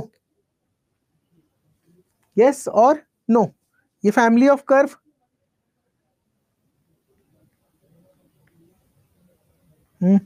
यस। अच्छा सुनो, एक और कंसेप्ट यहीं पर, जब पढ़ेंगे तब डिटेल में पढ़ेंगे, बट अभी के लिए मान लो मैं एक कर्व बोल रहा हूं, ये मेरा कर्व क्या कर रहा है? This is my curve which intersect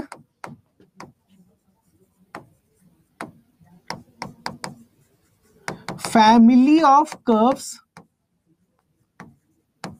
at fixed angle. क्या ये लॉजिक समझ में आया? ये वाला एंगल अगर अल्फा है तो ये एंगल भी अल्फा होगा, ये एंगल भी अल्फा होगा। वो जितने भी इस फैमिली ऑफ कर्व के अंदर में जितने भी कर्व्स हैं, उन सब को ये जो रेड वाला कर्व है ये एक फिक्स्ड एंगल पे कट कर रहा है। क्या ये बात समझ में आया? ये किस पे कट कर रहा है? एक फिक्स्ड एंगल पे कट कर रहा है। यस और नो?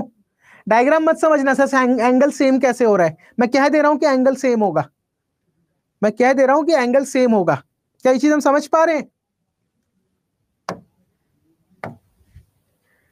अगर मेरे पास कोई ऐसा कर्व हो जो फैमिली ऑफ कर्व को फिक्स्ड एंगल पे कट करे, सेम एंगल पे, तो मैं इस कर्व को क्या कहता हूं? इस कर्व का नाम होता है ट्रेजेक्ट्री। इस कर्व का नाम क्या होता है? ट्रेजेक्ट्री। ठीक। ट्रेजेक्ट्री किसको बोलते हैं? ट्रेजेक्ट्री उसको बोलते हैं जो किसी भी फैमिली ऑफ कर्व को एक ही एंगल पे कट करे। उस फैमिली के अंदर जितने भी कर्व्स हैं उनको सेम एंगल पे कट करे, तो वो कहलाता है ट्रेजेक्ट्री। ठीक। और अगर ये एंगल अल्फा जो है ये अगर 90 डिग्री हो जाए, अगर ये एंगल मेरा 90 डिग्री हो जाए, तो इस ट्रेजेक्ट्री का नाम क्या होता है? Orthogonal trajectory.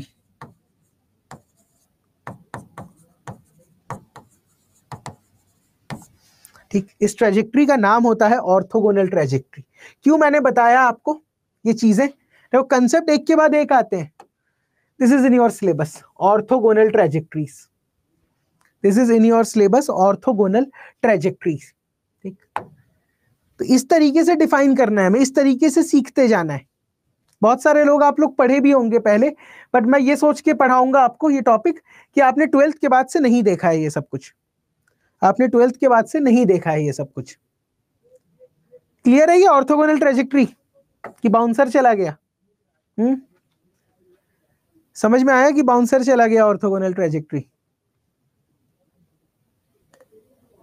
बताओ। फिक्स्ड एंगल पे कट करेगा तो ट्रेजेक्ट्री, और अगर वो फिक्स्ड एंगल 90 डिग्री हो गया तो ऑर्थोगोनल ट्रेजेक्ट्री। अच्छा मान लो 90 नहीं हुआ, अगर ये केस होता कि सर अल्फा जो है वो 30 डिग्री है, तब क्या कहते हैं इसको? तब क्या कहते हैं इसको? अगर ये अल्फा 30 डिग्री होता है तो, अगर ये अल्फा 30 डिग्री होता तब इसका नाम क्या होता? तब इसका नाम होता ऑब्लिक ट्रेजेक्ट्री।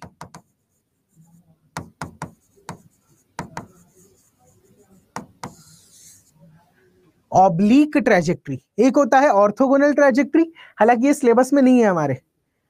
एंगल फिक्स होगा तब ट्रेजेक्ट्री। अब वो फिक्स्ड एंगल अगर 90 डिग्री नहीं हुआ तो ऑब्लिक ट्रेजेक्ट्री, अगर वो फिक्स्ड एंगल 90 डिग्री हो गया तो ऑर्थोगोनल ट्रेजेक्ट्री। इस तरीके से डिफाइन होता है ये। बाकी सारी चीजें इसमें देखी हुई है, बहुत इजी टॉपिक है। For example first order first degree, integrating factor कौन बताएगा क्या होता है? What is the meaning of integrating factor? नहीं, 90 से ज्यादा हुआ तो भी ऑब्लिक ट्रेजेक्ट्री, 90 होना चाहिए। एग्जैक्टली एग्जैक्टली 90 होना चाहिए। ये इंटीग्रेटिंग फैक्टर सुने होगे आईएफ कभी?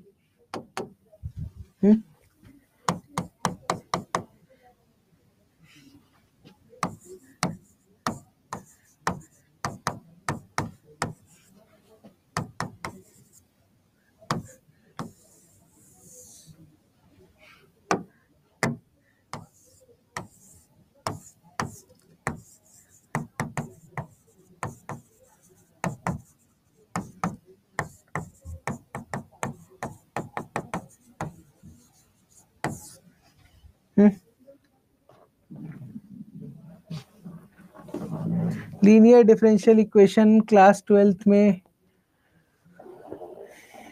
पढ़े हैं, ठीक है। अच्छा छोड़ो इंटीग्रेटिंग फैक्टर को, ये मैंने क्या लिखा है, dy by dx plus p y equal to q. ये कौन सा डिफरेंशियल इक्वेशन है, क्या कोई बता सकता है? जिसमें से p और q क्या होगा, या तो कांस्टेंट होगा या तो फंक्शन ऑफ x ओनली, या तो function of x only. This is nothing but linear differential equation. This is nothing but linear differential equation. Order 1 है, डिग्री 1 है, कोई इशू नहीं है इसमें, ठीक। अब लीनियर डिफरेंशियल इक्वेशन का सॉल्यूशन क्या होता है, आपको क्या करना है, आपको इस फॉर्म में डिफरेंशियल इक्वेशन को रिप्रेजेंट करना है। सॉल्व करने का तरीका सिंपल है, कैसे सॉल्व करते हैं? लीनियर डिफरेंशियल इक्वेशन में इंटीग्रेटिंग फैक्टर क्या आता है, e power p d x, यही होता है इंटीग्रेटिंग फैक्टर, e का पावर पी डी एक्स। और आप फिर क्या करोगे, y into e power p d x is equals to q into e power p d x d x. यही होता है solution of linear differential equation, यही होता है solution of linear differential equation. E power p d x के integration को मैं क्या कहता हूं, integrating factor. y into integrating factor is equals to q into integrating factor का इंटीग्रेशन। तो आपको डिफरेंशियल इक्वेशन में क्या पढ़ना है, आपको यहां से यहां का डेरिवेशन पे फोकस नहीं करना है, आपको देखना है अगर इस फॉर्म में कोई इक्वेशन मिले तो इसका सॉल्यूशन क्या होगा, इसका सॉल्यूशन होगा ये। आपको सिर्फ ये याद रखना है। यहां पर मैं कह रहा हूं अभी भी बहुत ज्यादा थ्योरी नहीं है इसमें, ठीक। अगर हायर की बात करूं, मान लो सेकंड या थर्ड ऑर्डर का क्वेश्चन दे दे कांस्टेंट कोएफिशिएंट वाले, याद है कैसे सॉल्व करते थे? ये दो फंक्शन सुने हो कॉलेज में कभी, C F and P I. What is the meaning of C F and P I? What is the meaning of C F and P I? Any idea about C F and P आई?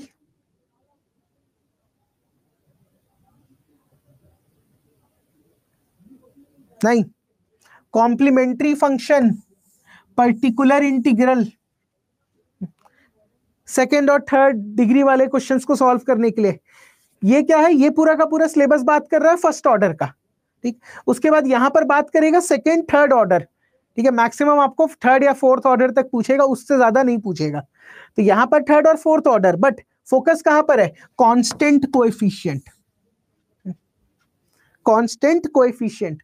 और यही जब मैं इधर second part में आ जाऊं तो जो second और थर्ड ऑर्डर में है वहां पर आपको क्या मिलेगा, वेरिएबल कोएफिशिएंट। ये जो मेरा कोएफिशिएंट है वो वेरिएबल हो। तो यही है सिलेबस पूरा का पूरा डिफरेंशियल इक्वेशन का। यहां पे बात होगी फर्स्ट ऑर्डर का, यहां पर हायर ऑर्डर्स का। हायर ऑर्डर किस में डिवाइड होता है, constant coefficient and variable coefficients. और फिर एंड में एक एप्लीकेशन पढ़ते हैं, लाप्लास ट्रांसफॉर्मेशन। एंड में आप एक एप्लीकेशन पढ़ते हो लाप्लास ट्रांसफॉर्मेशन का। क्या चीज क्लियर है, क्या लॉजिक क्लियर है? यस। देखो इसके अलावा एक और पोर्शन होता है सिलेबस का,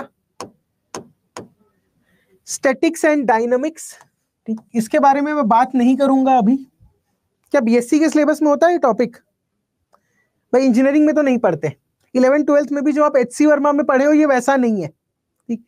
इसमें सिलेबस आप बोलोगे बहुत सारे फेमिलियर हैं, sir rectilinear motion, simple harmonic motion, projectile, Kepler's law, conservation of energy, work energy, ये सारे टॉपिक सुने हुए हैं sir. Work and potential energy, friction, equilibrium. But यहाँ पे क्वेश्चंस थोड़े अलग प्रकार के रहते हैं, तो इस टॉपिक के बारे में अभी बात नहीं करेंगे। बट याद रखना 10% ही फिजिक्स है, 80% 90% के अराउंड ये सिर्फ और सिर्फ मैथ्स है, ठीक। अगर बेसिक्स पता हो, ट्रायंगल की प्रॉपर्टी, फोर्सेस को रिजॉल्व कैसे करते हैं, ये 2 डायमेंशन में है, ठीक है। This is not in 3 dimension, this topic is in 2D। तो फोर्सेस के कंपोनेंट्स लेने आने चाहिए, कॉस के डायरेक्शन में, साइन के डायरेक्शन में, ठीक। तो ये वाला पोर्शन है, इसको जब पढ़ेंगे तब डिटेल में डिस्कस करेंगे, अभी इसका डिस्कशन नहीं होगा। जो लास्ट टॉपिक है आपके पेपर 1 का, this is known as vector calculus, vector analysis बोलो या वेक्टर कैलकुलस कहो। एक बार इसको रीड करना, ये इंजीनियरिंग में डिटेल में पढ़े हो ये टॉपिक, सेरेट फ्रेनेट्स फॉर्मूला नहीं पढ़े होगे, इसके अलावा और ये वाला पोर्शन कर्वेचर एंड टॉर्शन, इसको छोड़ के बाकी सारा चीजें हम देखे होंगे। एक बार इसको रीड करना, एक बार इसको रीड करो, हो जाएगा तो मुझे बताना। हो गया?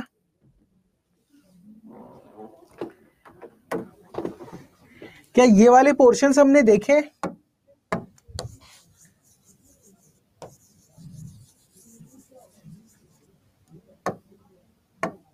इसको क्या बोलते थे? इसको क्या कहते हैं? ठीक है, ये divergence theorem, Gauss Stokes theorem, Green's identity, ये सब देखे हुए हैं। और मतलब ये टॉपिक भी इजी टॉपिक है, इसको भी मैं पुट करूंगा इजी कैटेगरी में, बट इसका बेसिक्स पढ़ना जरूरी है, क्योंकि अगर ये बिना पढ़े स्किप करोगे, डायरेक्ट अगर फ्लूइड डायनेमिक्स में पहुंचे तो नहीं समझ में आने वाला। डेल्टा क्या होता है? डेल्टा होता है ग्रेडियंट। ठीक, अच्छा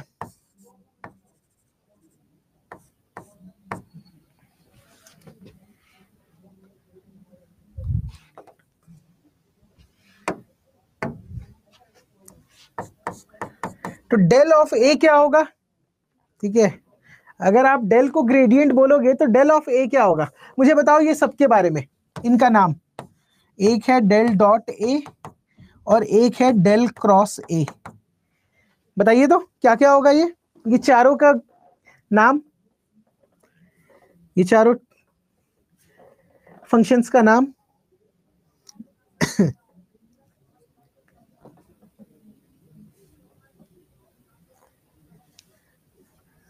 डॉट और क्रॉस प्रोडक्ट को बोलते क्या है?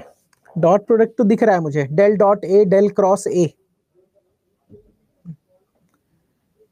Del dot A and del cross A, पर ये होता क्या है? ये देखो,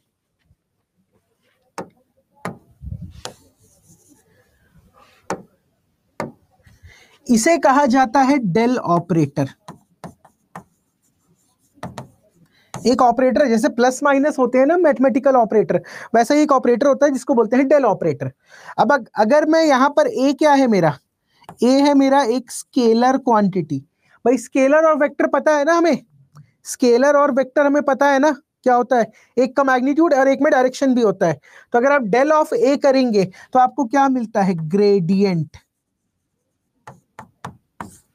ठीक, अगर आप डेल डॉट ए करोगे तो आपको क्या मिलेगा? डाइवर्जेंस। और अगर आप डेल क्रॉस ए करोगे तो आपको क्या मिलता है? कर्ल।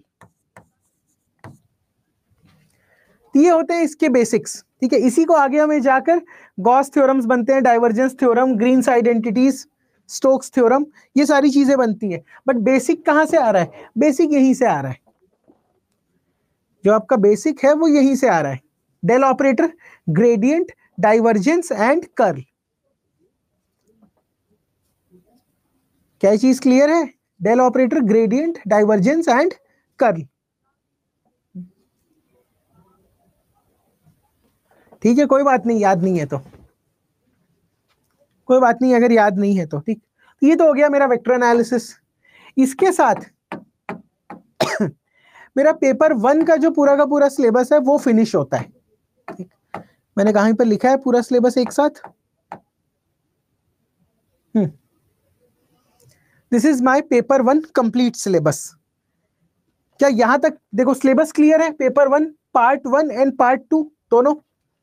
हमने इसके बारे में बहुत डिटेल में बात नहीं की है, क्योंकि ये जब पढ़ेंगे तब बात होगी इस पे, स्टैटिक्स एंड डायनामिक्स पे। क्या ये पोर्शन क्लियर है? जल्दी बताओ। ये 6 टॉपिक्स, एक बेसिक ओवरव्यू मिला इसके बारे में। तो देखिए आज का जो मेरा सेशन है, I am going to discuss only about paper 1। जो पेपर 2 का डिस्कशन है वो होगा नेक्स्ट सेशन में। बट देखो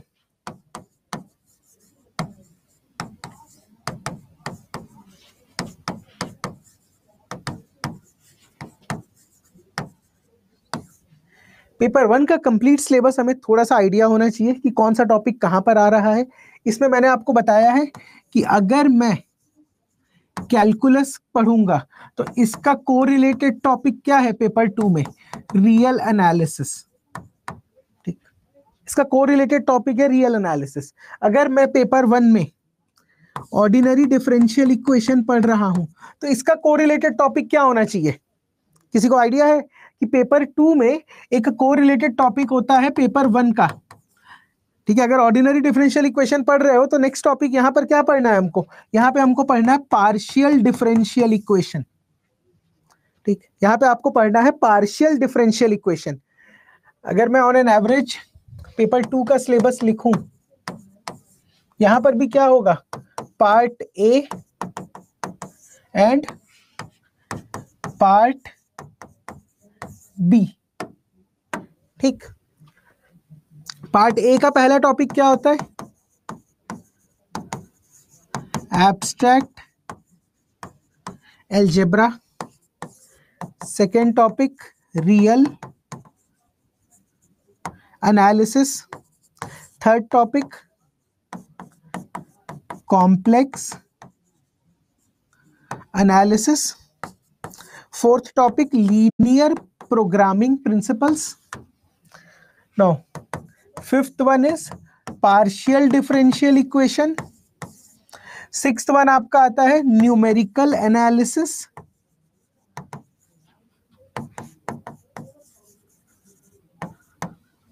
and computer programming. And seventh is mechanics and fluid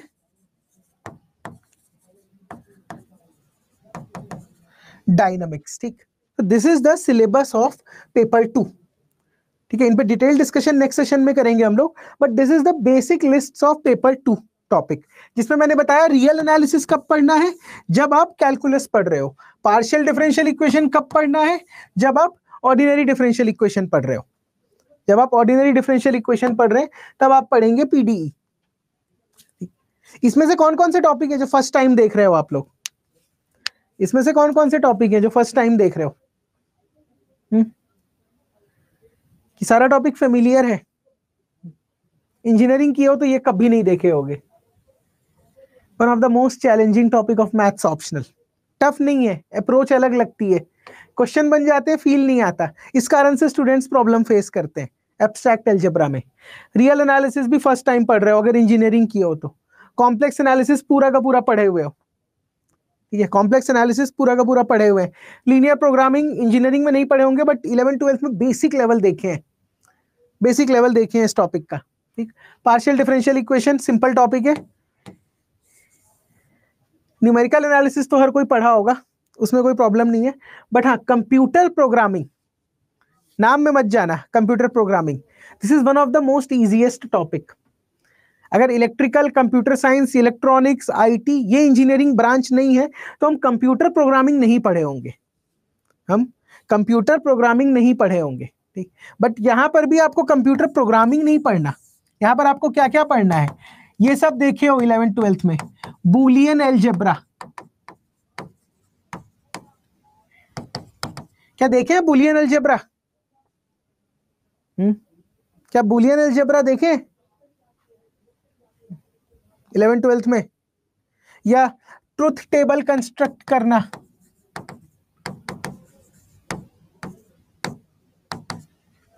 truth table construct करना। और अगर पूछूं तो लॉजिकल गेट्स,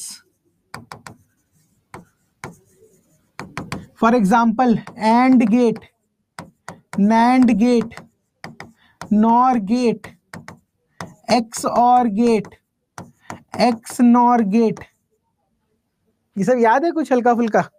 गेट्स बनाते थे एंड, और, not, NAND, nor, x nor, वही सब चीजें हैं इसमें कंप्यूटर प्रोग्रामिंग में, वही सारे टॉपिक्स हैं। Boolean algebra, truth table, logical gates. अच्छा, नंबर सिस्टम, इनको एक दूसरे में कन्वर्ट करना, हालांकि कैलकुलेटर से हो जाता है ये डायरेक्ट, बट क्योंकि कन्वेंशनल पेपर है तो सॉल्व करके दिखाना पड़ेगा। आपको। तो ये जो पोर्शंस हैं आपके, ये कंप्यूटर प्रोग्रामिंग के अंदर में आते हैं। कंप्यूटर प्रोग्रामिंग के अंदर में मोस्टली ये सारी चीजें आती है।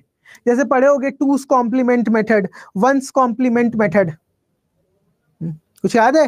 टूस कॉम्प्लीमेंट क्या होता था, वंस कॉम्प्लीमेंट क्या होता था? नेगेटिव नंबर के लिए यूज करते थे हम लोग उन मेथड्स को। 11th 12th में बहुत बेसिक लेवल में पढ़े होगे, वही लेवल यहाँ पर भी रखना है, कुछ बहुत ज्यादा कठिन नहीं है ये, ठीक। और रही बात मैकेनिक्स एंड फ्लूइड डायनेमिक्स की, तो ये एक नया टॉपिक है, फिजिक्स से रिलेटेड है। पेपर 1 में भी फिजिक्स का एक टॉपिक है, पेपर 2 में भी फिजिक्स का एक टॉपिक है। तो this is the complete syllabus of your maths optional, paper 1 and paper 2, paper 1 and paper 2, ठीक।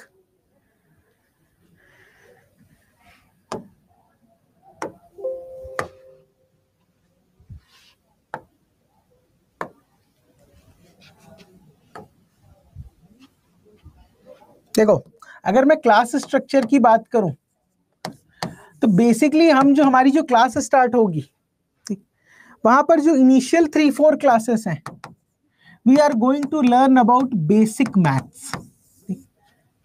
डायरेक्ट हम कौन से टॉपिक से स्टार्ट कर रहे हैं? अर्लियर मैंने ये डिसाइड किया था कि कॉम्प्लेक्स, बट ना, we will start with vector calculus.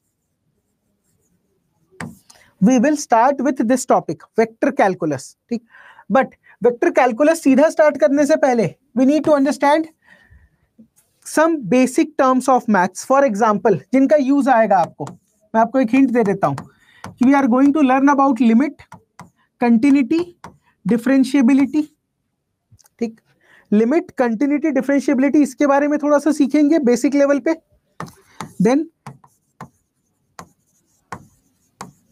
Homogeneous and non homogenous equations, ये सारी चीजें आपको आता होगा, तो we will directly start with vector calculus. But majority of students को एक बार रिवीजन कराना जरूरी होता है, पढ़े तो ये सब हो, बट एक बार रिवाइज करेंगे हम लोग बेसिक लेवल पे, ठीक। होमोजेनस, नॉन होमोजेनस इक्वेशंस हो गया। उसके बाद we are going to learn about partial derivatives, ठीक। We are going to learn about partial derivatives और बेसिक्स ऑफ डिफरेंशियल इक्वेशंस। ये कुछ चीजें हैं, पहले हम इसको रिवाइज करेंगे विद इन 3-4 क्लासेस। एक और पॉइंट मेंशन कर लो यहाँ पर, पार्शियल डिफरेंशिएशन के बाद basics of differentiation and integration, पूरे स्टैंडर्ड फॉर्मूले का रिवीजन और उन पे बेस्ड एक 1-2 क्वेश्चन, ताकि थोड़ा फेमिलियरिटी वापस आ जाए, ठीक।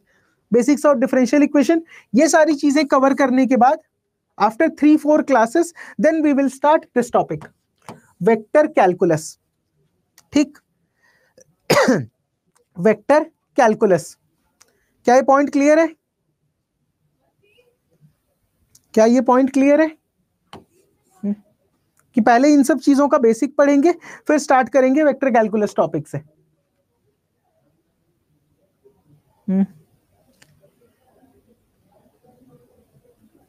जल्दी बताइए। यस, अच्छा देखो, तो नेक्स्ट क्लास में पेपर 2 का सिलेबस डिस्कस करने के बाद I will start with this topic, ठीक। बहुत ज्यादा समय नहीं लगेगा, 1 घंटा लगेगा पेपर 2 डिस्कस करने में। Then we will start with limit, continuity and differentiability, ठीक। अच्छा, आपकी नेक्स्ट क्लास कब होगी? आज क्या दिन है? टुडे इज वेंसडे है ना, तो आपकी नेक्स्ट क्लास होगी फ्राइडे, ठीक। याद रखिएगा, कल कोई क्लास नहीं है। Your next class is on Friday, ठीक। और एक बार टाइमिंग चेक कर लेना, it will be most probably start from 11 AM, ठीक। आपकी जो क्लास स्टार्ट होगी वो 11 AM से होगी। जो हमारा रेगुलर टाइम है 12 to 3 PM, वो 3-4 क्लासेस के बाद होगा, जहां पे हम वेक्टर कैलकुलस पढ़ेंगे। तो अभी जो है क्लास थोड़ा अर्ली स्टार्ट होगी। Next class is on Friday, time is 11 AM। क्या ये चीज क्लियर है? क्या ये पॉइंट क्लियर है? 3-4 क्लासेस बेसिक्स के, वो 12 to 3 PM पे नहीं होगा, 12 to 3 PM ये पढ़ेंगे वेक्टर कैलकुलस, ठीक। चलिए आज का सेशन एंड करते हैं यहीं पर। जो भी आपके क्वेरीज हैं, बुक के बारे में अभी बात नहीं किया हूं, जब पेपर 2 डिस्कस हो जाएगा तब इस पीपीटी में मैंने बुक लिस्ट भी रखी है, बट इनके बारे में बाद में बात करेंगे कि किस तरीके से यूज करना है। लीनियर अलजेब्रा के लिए कुछ स्टैंडर्ड बुक्स, कैलकुलस के लिए standard books, analytic geometry, ordinary differential equation, vector analysis, statics and dynamics, ये तो पेपर 2 आ जा रहा है। ठीक,